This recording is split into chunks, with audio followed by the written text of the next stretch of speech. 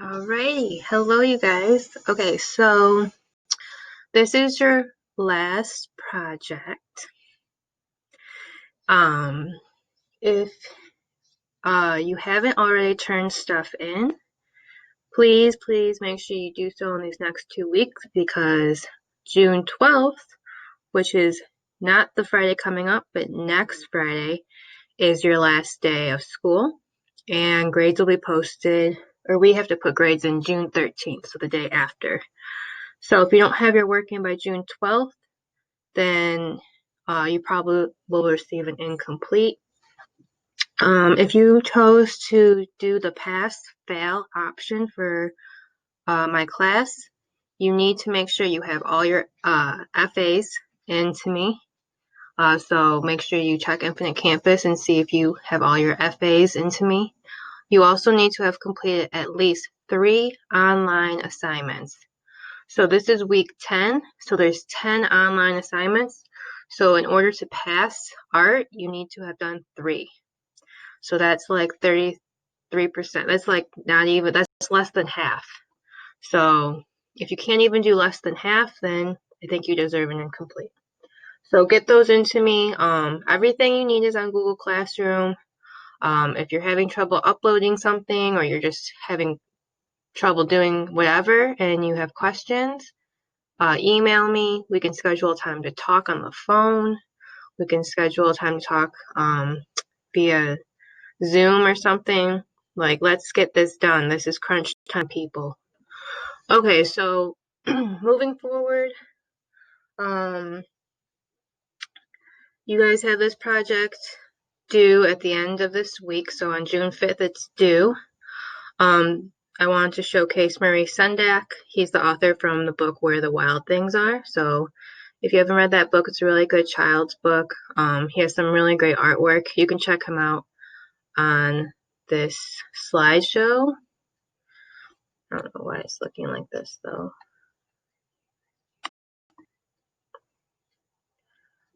Try presenting it again. So if you click here, it will take you to a website. And these are some of his. So you can scroll through here and see some of the work that he's done. And if you hover over it, the date, what kind of materials he used, and the title. So if you're looking for ideas for your project, for this project, you might want to come on this website and look at some of his artwork. A very successful illustrator of children's books. Okay, so going back to our slideshow.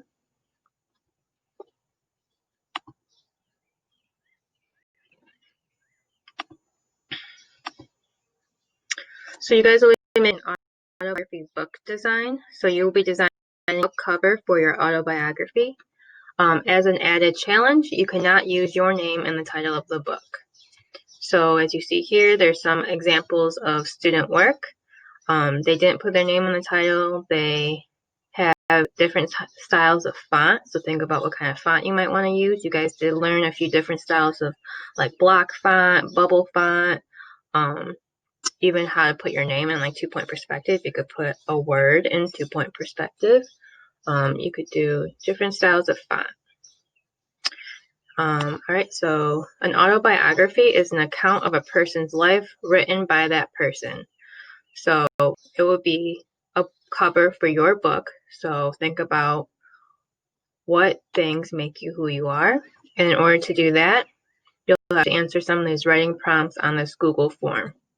So here are your questions that you'll have to answer. And if you click on this form, it takes you to all the same questions. So you don't have to start a new Google document or anything like that. You just answer right here. So what are 3 things you are good at? If I was to type something here, I don't know if they will let me. Oh, they won't let me because I am the editor. I am good at are drawing, at being a good friend, and I'm good at driving. Never been in an accident, knock on wood, or gotten a ticket, knock on wood. So where have I lived? I lived in Korea, I lived in Georgia, I lived in Michigan. Who are the most important people in your life? My husband, my kids, which aren't really people, but they're very important to me, my cat and my dog. My sisters. I have 3 younger sisters, and they're very important to me. What is one of your most memorable experiences? Um, a like going to Panama was a really memorable experience for me, or going to Oregon and California, the West Coast. Earth-shattering experience for me. I learned a lot about different ways of life. And then without using a name, what is the title of your autobiography? So one theme I see in my life is I really like to travel. I've been different places. So I guess I could title it The Adventures Unfolding, or Big Adventure, or something like that. There's no wrong answer. Just try not to include your name. So if you look at the other autobiographies, like Michelle Obama titled hers Becoming. Maya Angelou, she titled hers I Know Why the Caged Bird Sings. Gordon Ramsay, he titled his Humble Pie. So they didn't really title it their name. And that's what you'll be doing. And then when you design your cover for your autobiography, you're going to create a design that shows an understanding of composition. So composition is just the way all your subject matter is arranged on your page. How are you utilizing negative space? How are you utilizing positive space? Remember, you don't want to have like a little tiny picture in the center and then like a bunch of white space around it. It might look a little weird unless you have a purpose for that white space, but normally that would just look awkward. So think about balance and 2D design. So 2D design is just drawing. So did you draw what you intended to draw? So like if you're trying to draw a basketball, did it look like a basketball or did it look like a blob? You know, think about the little details that make the basketball look like a basketball. And then your title should be included in your design. So don't save that to the last minute and just like tack that on top. Think about it. Remember, you could do thumbnail sketches and think about different types of font you can do. So we talked about block font this year. We talked about bubble font, and then you can even go online and look for other fonts like this drippy font. It's just kind of an extension of doing bubble font with just little drips at the bottom of each letter. Oops. So these are some student examples. So notice how they fill up the type. That's thinking of composition. They use different style fonts. They even use different decorative elements. You're going to take a picture of your finished artwork, upload it on Google Classroom. And if you're unsure how to put the picture from your phone or device onto your picture from your phone, so email it to your computer and then save it. And then you can upload it to Google Classroom from there. Okay, and then just a reminder that you can still order yearbooks. You just have to get them delivered to your home now. Pre-orders have been closed for a little bit now. On a yearbook, visit this website, and you can purchase them there. If you have any questions about your book, reach out to me.